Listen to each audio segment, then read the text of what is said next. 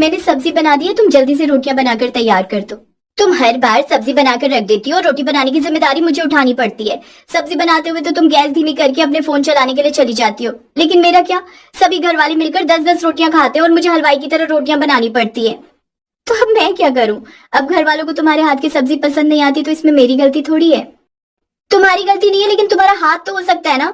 हो सकता है कि जब मैं सब्जी बनाकर रसोई से चली जाती हूँ तो तुम ही सब्जी में कोई ना कोई मिलावट कर देती हो। दोनों ही बहुएं इसी तरह लड़ाई करने लगती हैं। तभी रसोई में दोनों की सास आती है और कहती है, क्या बात है बहुओं, तुम दोनों की लड़ाई तो खत्म ही नहीं होती। कितनी बार बोला है कि इस तरह से मत लड़ा करो, आस पड़ोस वाले सुनते हैं तो अच्छा नहीं लगता। इस मोहल्ले में हमारी बहुत इज्जत है और वो खराब होती है। माँ जी, आप ही समझाइए ना सोनिया को। जब मैंने सब्जी बनाकर तैयार कर दी है तो अब ये रोटी बनाने में नाटक क्या कर रही है? अब आप चाहती है कि मैं दोनों काम करूं? माँ जी, ये तो सब्जी बनाकर इधर उधर काम करने चली जाती है, लेकिन मुझे रोटियां बनाने के लिए पसीने में बेहाल होना पड़ता है। आप जानती है ना गर्मी कितनी हो रही है। मैं सोच रही हूँ कि चावल बना देती हूँ। ऐसे कैसे चावल बना दोगी? सब लोगों को रोटी खाने का मन है तो रोटी ही बनेगी। माँ जी, ये ऐसे नहीं मानने वाली। आप हम दोनों को अलग क्यों नहीं कर देती? सुन रही है माँ जी, मुझे तो अब इस घर में आए हुए 1 महीना हुआ है और ये 1 साल में ही अलग होने की बात कर रही है। तुम दोनों को जितनी भी लड़ाई करनी है कर लो, लेकिन मैं तुम दोनों को अलग नहीं करूंगी। आरती बोलकर रसोई से चली जाती है और दोनों बहू ऐसे ही लड़ते हुए खाना बनाती हैं। यूं ही कुछ दिन गुजरते हैं और एक दिन श्रेया रात के समय पंकज से कहती है, यार पंकज, तुम माँ को समझाते क्यों नहीं कि हम अलग हो जाते हैं? वो तो मेरी कुछ सुनती ही नहीं। तुम तो जानती हो ना मेरा और आयुष का कितना अच्छा रिश्ता है। हम दोनों भाई कभी लड़ाई नहीं करते और तुम दोनों देवरानी जिठानी जब देखो लड़ती रहती हो। मैं उस सोनिया के साथ और एडजस्ट नहीं कर सकती। प्लीज पंकज, अलग हो जाते ना। पंकज भी मुंह घुमाकर सो जाता है और कुछ नहीं कहता। ऐसे कुछ दिन गुजरते हैं और एक दिन सोनिया और श्रेया हॉल में खड़े होकर लड़ाई कर रहे होते हैं। तभी वहां पर पूरा परिवार आ जाता है और मनीष कहता है, तुम दोनों बहुओं ने फिर से लड़ाई शुरू कर दी। अरे आखिर कब तक ये सब ड्रामा चलेगा इस घर में? सोनिया ने भी रोज मेरी नाक में दम किया हुआ है, बार बार बोलती है कि अलग हो जाओ, मेरी सुनती ही नहीं है। ये सब सुनकर आरती को बहुत ज्यादा गुस्सा आता है। अभी तक तो वो कुछ नहीं कह रही थी, क्योंकि ये सब कुछ उसे लग रहा था बस वही झेल रही है। लेकिन जब बात उसके बेटों की आती है तो आरती कहती है, तुम जानती भी हो बहू कि मैंने कितनी मेहनत से तुम्हारे ससुर जी के साथ मिलकर ये घर खड़ा किया है, और तुम चाहती हो कि मैं तुम दोनों को अलग कर दूं। परिवार बनाना इतना भी आसान नहीं होता। माँ जी, ये सब तो हर कोई अपने बच्चे के लिए करता है, आपने कौन सा एहसान कर दिया? और वैसे भी उस समय तो इतनी महंगाई भी नहीं थी। ठीक है, अगर तुम लोगों को ऐसा ही लगता है तो तुम सब लोग अपना सामान बांध लो। मैं तुम सब लोगों के आगे एक शर्त रखती हूँ। अगर 1 महीने के लिए तुमने वो शर्त पूरी कर दी तो मैं तुम दोनों को अलग कर दूंगी। ये 3 मंजिला घर है, नीचे की मंजिल पर हम रह लेंगे, पहली मंजिल पर श्रेया बहू और दूसरी मंजिल पर सोनिया। सोनिया और श्रेया ये बात सुनकर खुश हो जाते हैं, क्योंकि यही तो वो चाहते थे कि दोनों अलग अलग अपनी मनमर्जी से रहें। लेकिन तभी सोनिया ने पूछा, माँ जी सामान बांध लो मतलब हम लोग कहीं जा रहे हैं क्या? कुछ भी पूछने की जरूरत नहीं है, मैं तुम्हें सब समझा दूंगी, लेकिन अभी फिलहाल के लिए तुम अपना सामान बांध लो, वही जरूरी है।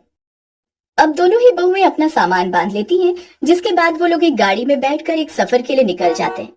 आरती और मनीष की आंखें ये जानती थी कि वो लोग कहाँ जा रहे हैं, लेकिन धीरे धीरे जैसे जगह पास आने लगी, पंकज और आयुष भी सब कुछ समझ जाते हैं। अरे माँ, हम तो यहाँ आ गए, आखिर अब करना क्या चाहती हो? थोड़ी ही देर में सब कुछ समझ जाओगे। अब ऐसे ही आरती अपने परिवार के साथ एक जगह पर उतरती है जहाँ पर आसपास एक बड़ा सा तालाब था और वहीं पर एक जर्जर सी झोपड़ी बनी हुई थी। आरती अपने परिवार के साथ उस झोपड़ी के पास जाती है। श्रेया ने पूछा, हम कहाँ आ गए हैं? कुछ समझ नहीं आ रहा, और हम इतना सारा सामान लेकर यहाँ पर क्यों आए हैं? अब सुनो दोनों बहुओं, तुम दोनों अलग होना चाहती थी ना, यहीं से मैंने अपने सफर की शुरुआत की थी। तब तुम्हारे पिताजी के पास कुछ भी नहीं था, तो ये और मैं इसी तालाब के किनारे छोटी सी झोपड़ी में रहकर मछलियां पकड़ा करते थे, और जीवन के संघर्षों से हमने वो गांव के बाजार वाला घर बनाया जिससे तुम बंटवारा करना चाहती हो। इसलिए हम लोगों ने ये तय किया है कि अगर तुम अलग रहना चाहते हो तो तुम्हें 1 महीने के लिए यहाँ पर रहना होगा।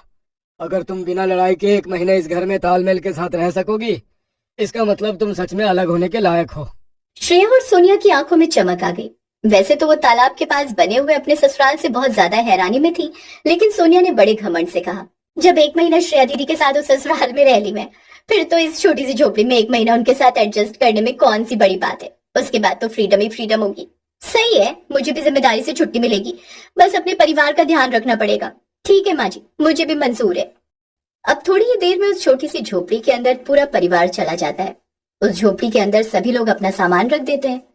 अब झोपड़ी में थोड़ी सी जगह बची थी, तभी आरती ने कहा, सुनो बहुओं, बहुत ज्यादा भूख लगी है। एक काम करो श्रेया, तुम तालाब से पानी भर कर ले आओ और सब लोगों के लिए चाय बना लो। और सोनिया बहू तुम जाओ, यहाँ से 2 किलोमीटर दूर दुकान है, वहां से चाय का सामान लेकर आ जाओ। माँ जी, तालाब से पानी भर कर लाना पड़ेगा, पर वो पानी तो बिल्कुल भी साफ नहीं होता। और माँ जी, 2 किलोमीटर जाना और 2 किलोमीटर आना, इतने में तो आपकी चाय बने ना बने मेरी चटनी बन जाएगी। तुम लोग तो कुछ ही पल में परेशान हो गई, आगे क्या करोगी? जो जिसको बोला है वो करो। अब ऐसा ही होता है। श्रेया पानी भरने और सोनिया सामान लेने चली जाती है। सोनिया हांफते हुए घर आती है और वहीं श्रेया अभी तक वापस नहीं आई थी। सोनिया श्रेया को देखने जाती है कि वो पानी लेकर अब तक क्यों नहीं आई, तो देखती है कि श्रेया वहीं तालाब के पास फिसल गई थी। हाय रे, मेरी कमर टूट गई। ये तालाब के किनारे ससुराल तो बहुत ज्यादा परेशान कर रहा है।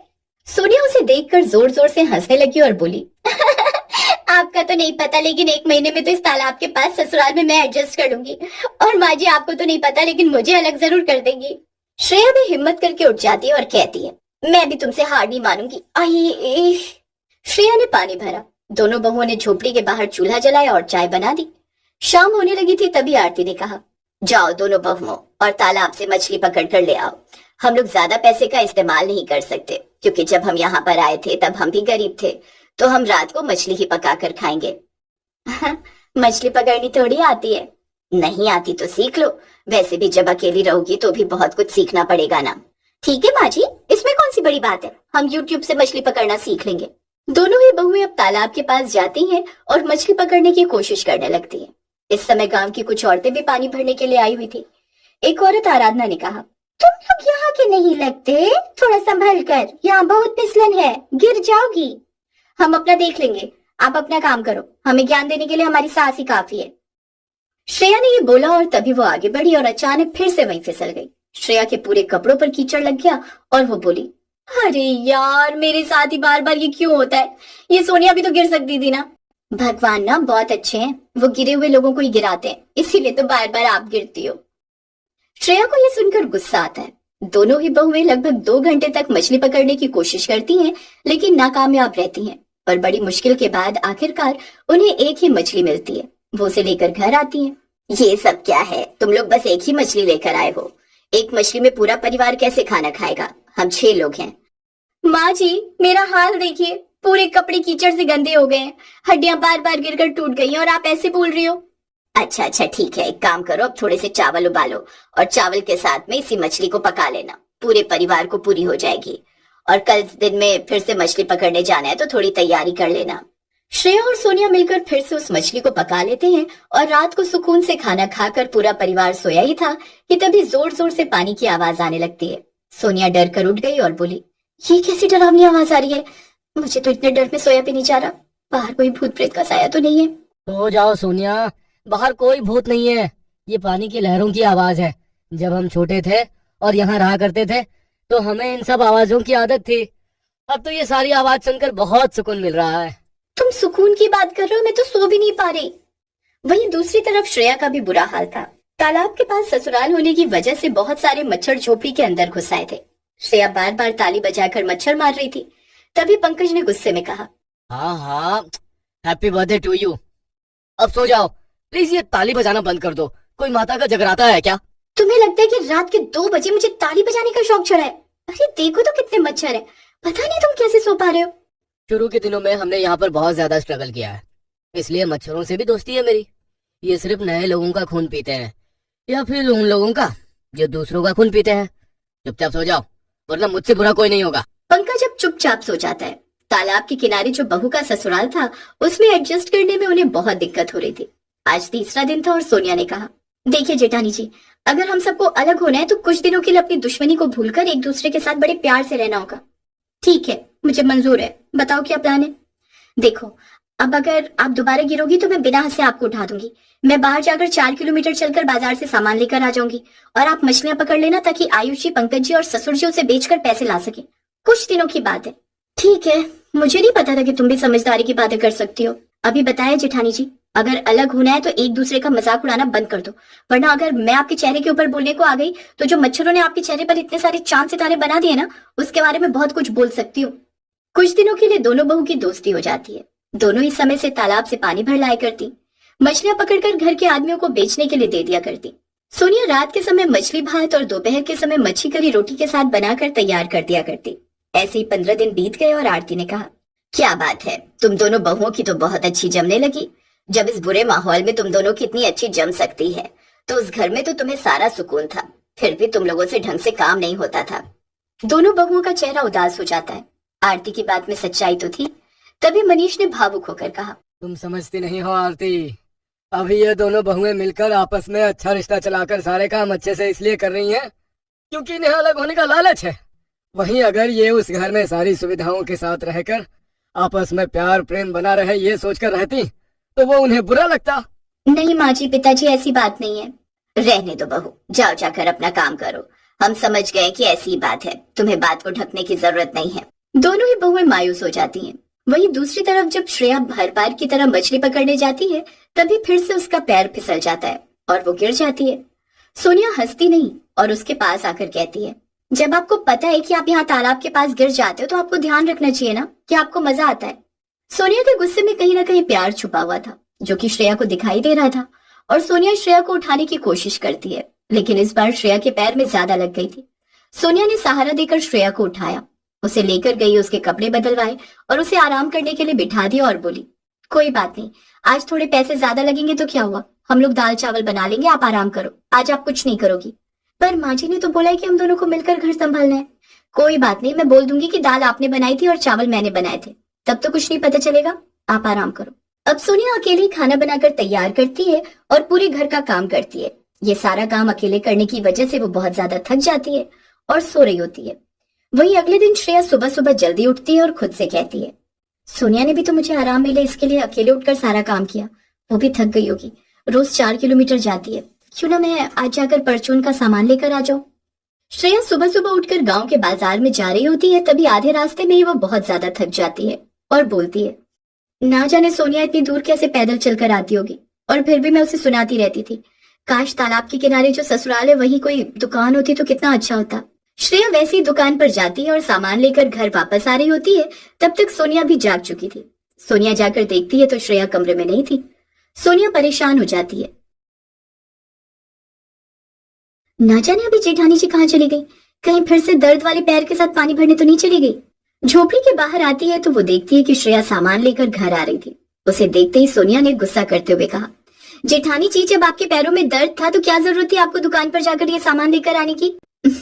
कल तुमने भी तो सारा घर अकेले संभाला था ना, मैंने सोचा कि मैं सामान लेकर आ जाऊंगी तो कम से कम तुम्हें दूर पैदल चलकर जाना नहीं पड़ेगा और तुम्हारा समय बच जाएगा।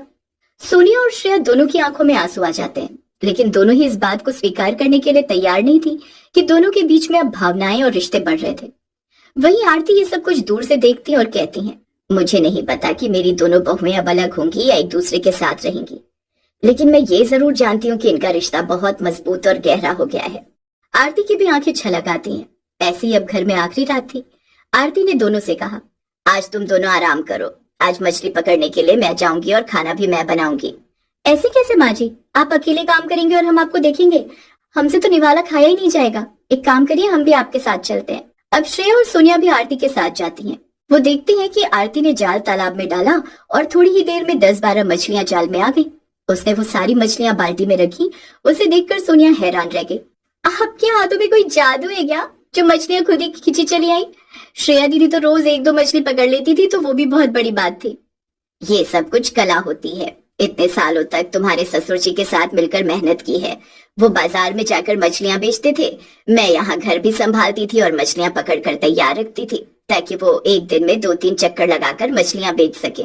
माँ जी, आपने तो अपने जीवन में बहुत मेहनत की है, सच में आप तो आने वाली पीढ़ी के लिए प्रेरणा हो।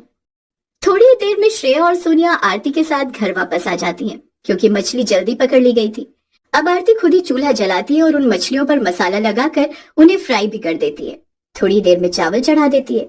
मछली की खुशबू पूरे घर में फैल जाती है और मनीष ने कहा, आरती, आज खाना तुमने बनाया है ना?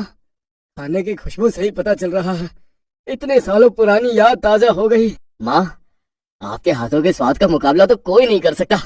आखिर ऐसा भी क्या स्वाद है माँ जी के हाथों में जो सब लोगों को इतना पसंद आ रहा है? ये सब लोग ऐसे ही इतनी तारीफ कर रहे हैं। श्रेया और सोनिया ने जैसे ही अपनी सास के हाथों का खाना खाया तो वो भी हैरान रह गए और श्रेया खुद को तारीफ करने से ना रोक सकी। माँ जी, ये खाना तो तारीफ से भी परे बहुत अच्छा है। माँ जी, आपके हाथों में तो बहुत अच्छा स्वाद है, हमें तो ये बात कभी पता ही नहीं थी। बहू, अगर खाना बिना कलेश के प्यार से बनाया जाए तो फिर साक्षात अन्नपूर्णा माँ उसमें आशीर्वाद डालती हैं। मैंने भले ही गरीबी में खाना बनाया है पर हमेशा दिल से बनाया है।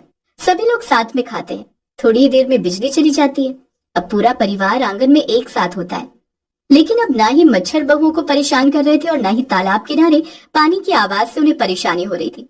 सोनिया, सच में बहुत सुकून मिल रहा है इस तालाब के किनारे ससुराल से। जब पहले नानी के घर जाते थे ना अपने परिवार के साथ, तो बिल्कुल ऐसे ही सुकून मिलता था। अभी तो हमें माँ जी से बहुत कुछ सीखना बाकी है, फिर हम अलग होने के बारे में कैसे सोच सकते हैं। वहीं दूसरी तरफ अगली सुबह आरती अपना सामान बांध कर बैठी हुई थी। श्रेया और सोनिया उसके पास गए और श्रेया ने कहा, ये सब क्या है माँ जी? अपना सामान बांध कर क्यों बैठे हुए हो? आप कहीं जा रहे हो क्या? बाबू, तुम दोनों ने अपनी 1 महीने की शर्त को पूरा कर दिया। अब हम वापस अपने गांव वाले घर चलते हैं और हम उसका बंटवारा कर सकते हैं, मुझे कोई ऐतराज नहीं। उसकी बात सुनकर दोनों बहुएं उदास हो जाती हैं और श्रेया ने कहा, लेकिन मुझे ऐतराज है माँ जी, क्योंकि मैं नहीं चाहती कि मेरे आने वाले बच्चे बिना अपने दादी की छाया के पले। माना कि हम लोग एक ही छत के नीचे रहेंगे, लेकिन जैसे ही मंजिल अलग होगी ऐसे ही दिलों के बीच की दूरियां भी बढ़ जाएंगी। मैं भी अब आपसे और जेठानी जी से अलग नहीं होना चाहती, क्योंकि इस घर में तालाब के किनारे रहकर मैंने ये जाना है कि रिश्ते सिर्फ वो नहीं होते जो हमें खुशियों में साथ दें, वो होते हैं जो हर गम में भी साथ खड़े रहें। आरती ये सुनती है तो उसकी आंखों में आंसू आ जाते हैं और तभी वहां पर मनीष, आयुष और पंकज आ जाते हैं। पंकज ने हंसते हुए कहा, माँ, आखिर आपकी तरकीब काम कर गई। आपकी दोनों बहुओं को अकल आ गई और रिश्तों का महत्व भी पता चल गया। यह सब तुम्हारी वजह से ही हुआ है आरती। जब हमारे दोनों बेटों ने बताया कि उनकी पत्नियां अलग होने के लिए उन्हें परेशान कर रही हैं, तो तुमने ये तरकीब लगाई और तालाब किनारे बसे हुए इस ससुराल को खरीद लिया। श्रेया और सोनिया ये सुनकर हैरान हो जाते हैं और श्रेया ने पूछा, तालाब किनारे ससुराल खरीद लिया मतलब? मैं कुछ समझी नहीं। यही बहू कि मुझे मछलियां पकड़नी इसलिए आती हैं क्योंकि मैं एक मछुआरे की बेटी हूँ, पर मेरा ससुराल खानदानी अमीर था। मैंने शादी के बाद कोई संघर्ष नहीं किया है। दरअसल पंकज और आयुष तुम दोनों से परेशान थे। हम जानते थे कि आज नहीं तो कल तुम लोग पूरे घर के आगे बगावत करके अकेले रहने की बात करोगी, इसलिए हमने ये सारा प्लान बनाया और ये घर खरीद लिया। मैंने कभी नहीं सोचा था कि आप लोगों में भी इतना दिमाग हो सकता है। कहानी जो भी हो, सच्ची या झूठी, लेकिन हमारे रिश्ते और हमारा प्यार सच्चा है। मेरे लिए वो बहुत ज्यादा जरूरी है। और रही बात तालाब वाले ससुराल की, मन करेगा तो हम यहाँ पर रुकने के लिए आ जाया करेंगे। अब खुशी खुशी पूरा परिवार वापस अपने गांव के बाजार वाले घर पर चला जाता है। दोनों ही बहुएं बड़े प्यार से एक दूसरे के साथ रहने लगती हैं। उन दोनों के बीच में कभी कभी लड़ाई हुआ करती, लेकिन वही तो एक रिश्ते को जिंदा और ताजा रखती है। और इस तालाब के किनारे बसे हुए ससुराल की यादें मुरझाए हुए रिश्तों को भी खिला देती हैं।